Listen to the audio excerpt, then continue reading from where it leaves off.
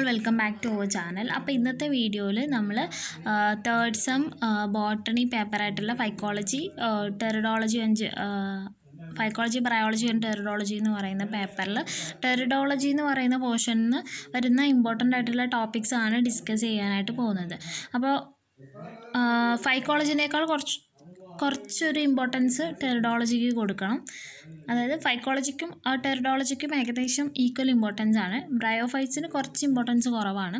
അപ്പോൾ ഏറ്റവും കൂടുതൽ ക്വസ്റ്റ്യൻസ് വരുന്നത് ഫൈക്കോളജി ആൻഡ് ടെറിഡോളജി എന്ന് പറയുന്ന പോർഷനിൽ നിന്നാണ് ഏറ്റവും കൂടുതൽ ക്വസ്റ്റ്യൻ വരുന്നത്, ഏറ്റവും കൂടുതൽ വെയിറ്റേജ് ഉള്ളത്.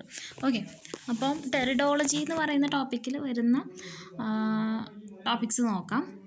ടെറിഡോളജി എന്ന് പറയുന്ന ഭാഗത്തിൽ വരുന്ന ടോപ്പിക്സ് ഏതൊക്കെയാണെന്ന് വെച്ചാൽ നിങ്ങൾ ഇമ്പോർട്ടൻ്റ് ആയിട്ട് നോക്കേണ്ടത് എപ്പോസ്പോറി, എപ്പോസ്പോറിയും എപ്പോഗമിയും ഇമ്പോർട്ടൻ്റ് ആയിട്ടുള്ള ടോപ്പിക്സ് ആണ്.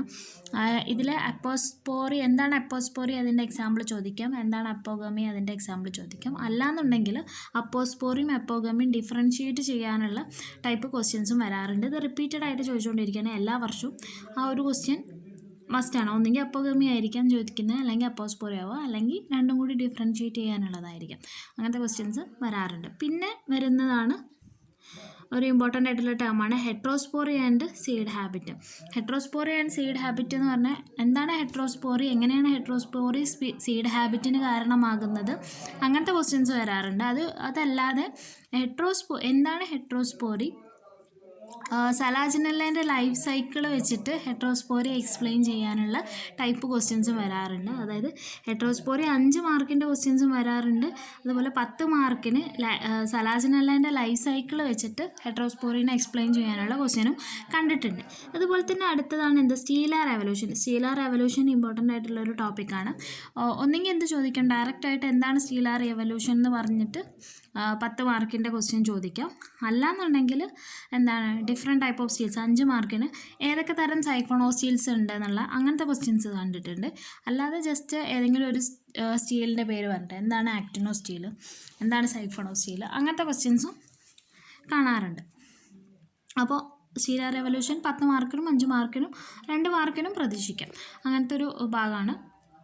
2 മാർക്കിനൊക്കെ ആണെന്നുണ്ടെങ്കിൽ ഏതാണ് സ്റ്റീൽ, ആക്ടിനോ സ്റ്റീൽ എന്ന് പറഞ്ഞാൽ എന്താണ്, സൈഫോണോ സ്റ്റീൽ എന്താണ്, പ്രോട്ടോ സ്റ്റീൽ എന്താണ്, ഹാപ്ലോ സ്റ്റീൽ എന്താണ്, അങ്ങനത്തെ ക്വസ്റ്റ്യൻസ് വരാം 2 മാർക്കിന്.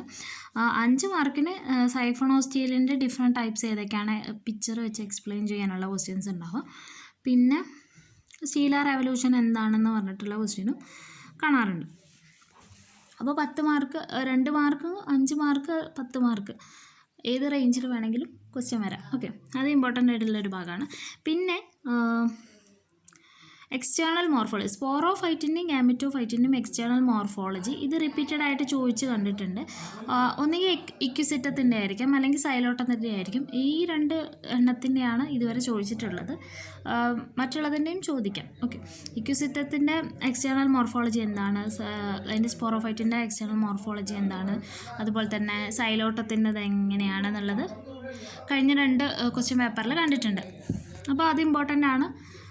പിന്നെ സൈലോട്ടം, ഇക്വിസിറ്റം എന്ന് പറയുന്നത് ഒരു ഇമ്പോർട്ടൻ്റ് ആയിട്ടുള്ള ഒരു ടോപ്പിക്കാണ്. ഇക്വിസിറ്റത്തിൻ്റെ സ്റ്റെമ്മിൻ്റെ അനാട്ടമി ചോദിച്ചിട്ടുണ്ട്, അതിൻ്റെ സ്ട്രോബൈലസിൻ്റെ സ്ട്രക്ചർ ചോദിച്ചിട്ടുണ്ട്, പിന്നെ സ്പോർ ആൻഡ് സ്പൊറാൻജിയോഫോറിൻ്റെ സ്ട്രക്ചർ ചോദിച്ചിട്ടുണ്ട്. പിന്നെ ഇക്വിസിറ്റത്തിൻ്റെ എക്സ്റ്റേണൽ മോർഫോളജി ഓഫ് സ്പോറോഫൈറ്റ് അങ്ങനത്തെ ക്വസ്റ്റ്യൻസും വന്നിട്ടുണ്ട്. പിന്നെ ടെറിസിൻ്റെ സ്പൊറാഞ്ചി ആൻഡ് സോറസ് അങ്ങനത്തെ ക്വസ്റ്റ്യൻസ് വന്നിട്ടുണ്ട്. പിന്നെ സലാജിനെല്ല ഞാൻ നേരത്തെ പറഞ്ഞല്ലോ, ഹെട്രോസ്പോറിയുമായി ബന്ധപ്പെട്ടിട്ട് സലാജിനെല്ലേൻ്റെ കാര്യം ചോദിച്ചിട്ടുണ്ട്.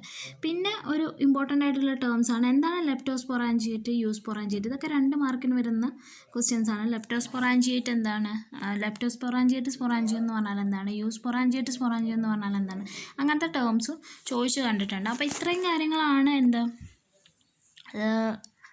ടെറിഡോളജിയിൽ ഇമ്പോർട്ടൻ്റ് എന്ന് പറയാനുള്ളത്. ഇതിൽ ഏത് വേണമെങ്കിലും നമുക്ക് ചോദിക്കാം. ഒന്നുകിൽ ഇക്വിസിറ്റോ അല്ലെങ്കിൽ സൈലോട്ടോ ടെറിസോ സലാജിനെല്ലോ ഏത് വേണമെങ്കിലും ചോദിക്കാം. ഇതിൽ ഏറ്റവും കൂടുതൽ റിപ്പീറ്റഡ് ആയിട്ട് ചോദിച്ചിട്ടുള്ള ഒരു ഭാഗം എന്ന് പറയുന്നത് ഒരു ക്വസ്റ്റ്യൻ പേപ്പറിൽ തന്നെ ഇക്വിസിറ്റത്തിൻ്റെ പല കാര്യങ്ങളും ചോദിച്ചിട്ടുണ്ട്. എന്താണ് ഇക്വിസിറ്റത്തിൻ്റെ ഇതിൻ്റെ സ്ട്രക്ചർ എന്താണ്, സ്ട്രോബൈലസിൻ്റെ ഇൻറ്റേർണൽ സ്ട്രക്ചർ എന്താണ്, അങ്ങനത്തെ രീതിയിലും ക്വസ്റ്റ്യൻ വന്നിട്ടുണ്ട്. പിന്നെ സലാജിനെല്ല ഞാൻ പറഞ്ഞു ഹെട്രോസ്പോറി ആ ഭാഗങ്ങളിലാണ് സെലാജിനുള്ളതിൻ്റെ ക്വസ്റ്റ്യൻ വന്നിട്ടുള്ളത്. ടെറിസിൻ്റെ ഇതുപോലെ സ്പൊറാഞ്ചിയം, പിന്നെ സൈലോട്ടത്തിൻ്റെ എക്സ്റ്റേണൽ മോർഫോളജി, അതായത് സ്പോറോഫൈറ്റിൻ്റെയും കാമറ്റോഫൈറ്റിൻ്റെ എക്സ്റ്റേണൽ മോർഫോളജിയാണ് സൈലോട്ടത്തിൽ നിന്ന് ഇതുവരെ ചോദിച്ചിട്ടുള്ളതിൽ കണ്ടിട്ടുള്ളത്. പിന്നെ ഈ ടേംസ് ലെപ്റ്റോസ്പൊറാഞ്ചിയേറ്റ് ആൻഡ് യൂസ്പൊറാഞ്ചിയേറ്റ് സ്പൊറാഞ്ചിയ അത് ചോദിക്കുന്ന ഒരു ക്വസ്റ്റ്യനാണ്. പിന്നെ എൻഡോസ്പോറിക് ആൻഡ് എക്സോസ്പോറിക് ഡെവലപ്മെൻറ്റ് ഓഫ് ഗാമറ്റോഫൈറ്റ്, അങ്ങനത്തെ കാര്യങ്ങളും ചോദിച്ചു കണ്ടിട്ടുണ്ട്. അപ്പോൾ ഇത്രയാണ് എന്താ ടെറിഡോളജിയിൽ നോക്കേണ്ട ഇമ്പോർട്ടൻ്റ് ആയിട്ടുള്ള ഭാഗങ്ങൾ. ഈ ടേംസ് എന്തായാലും നോക്കി വയ്ക്കാം.